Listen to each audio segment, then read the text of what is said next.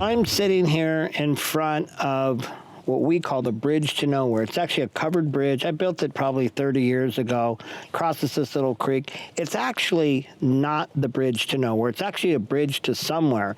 And the somewhere is an area of the farm that's one of my favorite little environments that hasn't really ever been covered very well on our show, Little People, Big World. It's always kind of, for whatever reason, there's never been any stories, to my knowledge, to my memory, specifically about this little environment. So Bridge to Nowhere goes somewhere, and you're about to see it.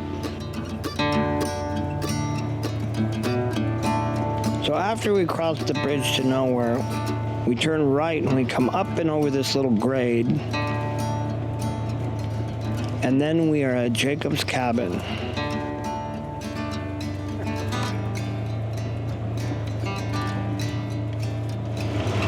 And on the right, we have our monster man built into the tree. That's one of Finn's little artwork.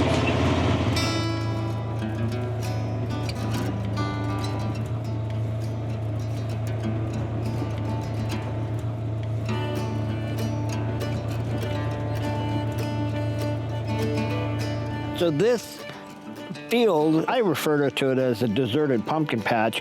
I think the part of the story that's interesting to tell is, why is it a deserted pumpkin patch? Well, it has to do with COVID. So this was during our height of our TV show. This is where we did the pumpkin patch. This was actually part of that field originally 30 years ago. And Jeremy and Zachary were riding their quads around and said, "Dad, this field is kind of boring to ride on. Can you mound some dirt up and make some terrain?" So we converted this into a little environment that's got all these trees. And the pumpkin customers used to come. We made this a spooky forest loop. It was the original spooky forest loop with cobwebs and spiders, and we decorated all up, kind of a haunted little forest area. So, but mostly originally it was built to accommodate the Jeremy and Zachary on their quads. So this bridge is approximately 75 feet long and just high enough for us to cross underneath it in multiple locations. At the end of the bridge, it drops us right out at Molly's Castle. Most people know we call this Molly's Castle, and the reason we call it Molly's Castle is years and years ago when I started the project, it actually took 8 years to build this thing.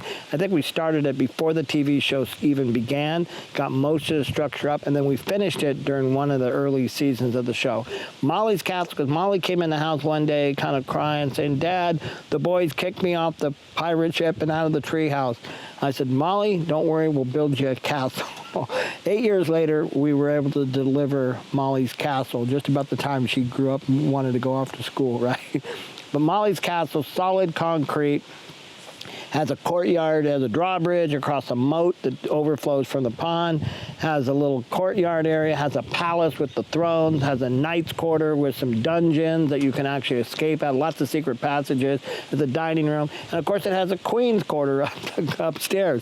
And it's all built to just play and crawl around, and the grandkids, they love it. It's not something that you have to do anything with. It sort of maintains itself. We let the moss grow right now on it, and are just letting it kind of sit and turn into what looks like a really old, Scottish or English castle. In fact, that's how I came up with the texture. Was I did a bunch of trips to Europe back in the day for work, and I took really close-up pictures of all these castles and stone that were, thousands of years old, 900 years old, and came home and sort of melded all my favorite castle structure pictures together and created Molly's Castle. And bordering this environment are these rocks here. Some of these rocks are real and others are hollow. They're concrete carved. And we have a hole in the forest right here. This is the east entrance. And you can see the little mountains to the left and to the right. And this goes underneath the bridge again, a different undercrossing, up to the plank house on the right.